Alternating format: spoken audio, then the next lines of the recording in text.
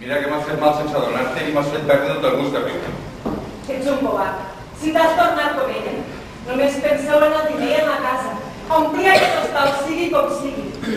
És l'hostal de la Glòria, tu no comptes. Només ets el marit de l'hostaler. Aquí hi ha un tal Santolor que només diu quintessències. A dalt, demana dos tassos que no sap si barrejar-la. I després, el lletrinyola. I són tots els matalassos. De les canteles, fem curt. Passem la nit a les fosques. I en el platillo hi ha mosques. Mosques! Mira'm el que em surt. Tots són crits, escàndols, rondes. I de vegades, pecats. I aquí estem acostumats a menjar les millors coses. I sap, ni a mi, ni en pantors. No ens poden provar aquests aires si veiem uns trinxeraires a la taula dels senyors. Mira, estem soles i no ens sent ningú. Jo tinc por del que passa dins l'hostal.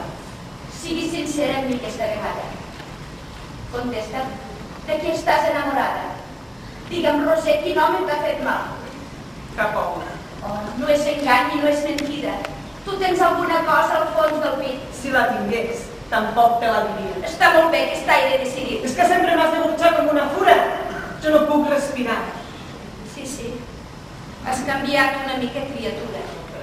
Sou com totes les dones, sou de fang, i sou pels homes. Potser sí, però depèn dels homes.